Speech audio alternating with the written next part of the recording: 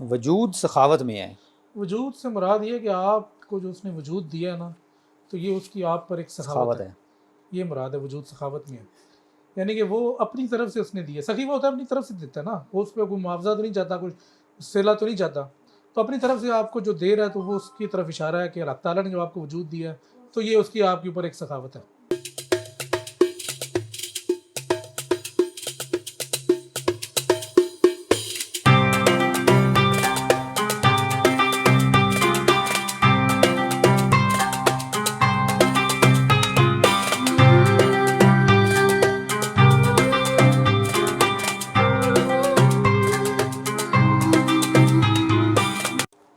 اعوذ باللہ من الشیطان الرجیم، بسم اللہ الرحمن الرحیم۔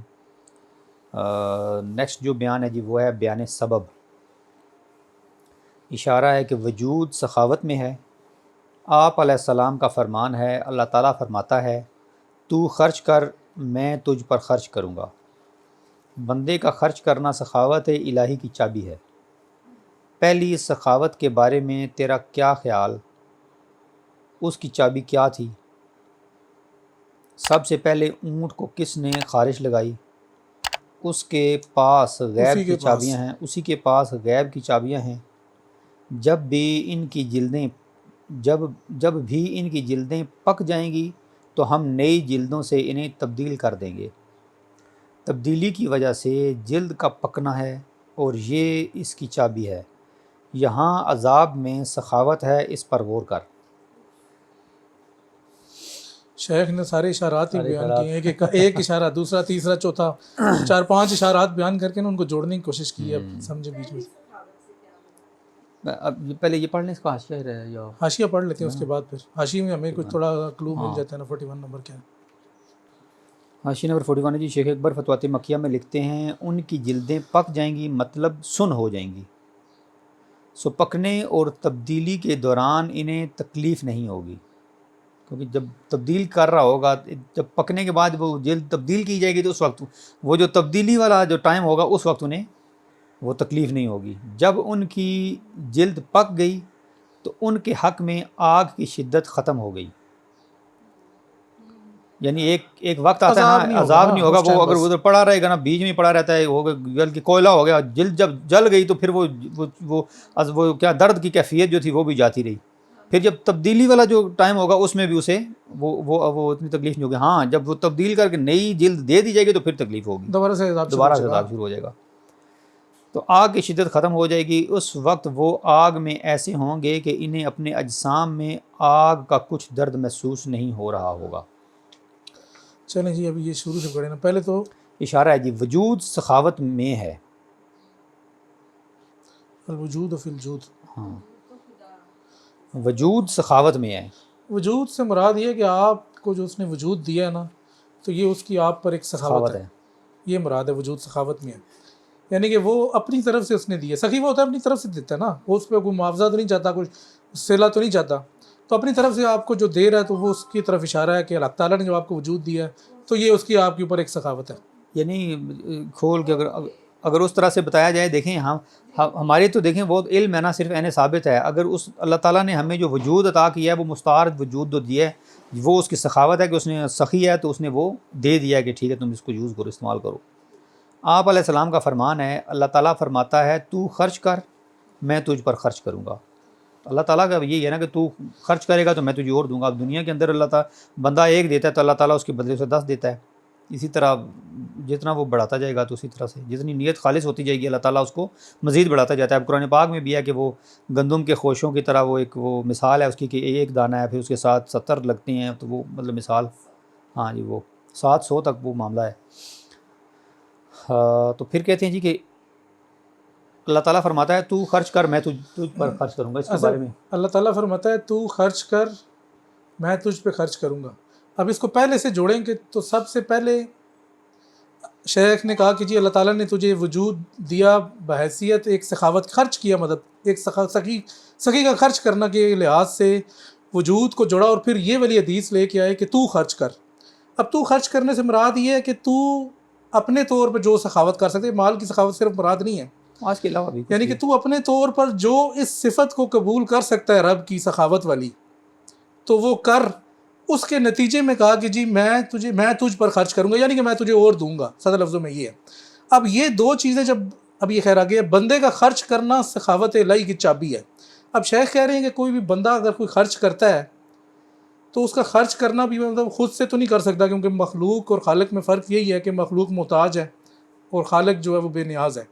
تو کہتے ہیں اگر بندہ بھی کوئی خرچ کرتا ہے تو بیسیکلی اس کے پیچھے وہ سخاوت الہی ہی ہوتی ہے، کہ وہ توفیق ہی ہوتی ہے کہ اس توفیق کی بدولت ہی وہ یہ صفت اپنا رہا ہے یا وہ خرچ کر رہا ہے۔ نہیں، سخاوت کی چابی سے مراد یہ نا کہ دیکھیں اللہ تعالیٰ کہ تم چاہتے ہو کہ اللہ تعالیٰ تمہارے اوپر سخاوت کرتا رہے، ہاں تو پھر تم کیا کرو کہ تم وہ جو چابی ہے نا، چابی کیا ہے کہ تم دو گے تو اللہ تعالیٰ تمہارے اوپر تمہیں اور دے گا، یہ چابی ہے اصل میں یہ ہو گیا نا کہ تمہارے پاس چابی ہے کہ تم دو گے تو اللہ تعالیٰ تم چاہتے ہو کہ اللہ تعالیٰ کی جو سخاوت ہے وہ تم پہ جاری رہے، تو تم اگر علمی طور پہ، مالی طور پہ، کسی طرح بھی اگر تم نے کسی کو دو گے تو وہ تمہارے اوپر اور عنایت کرے گا، یہ چابی سے مراد ہے۔ ہاں یہ ہے۔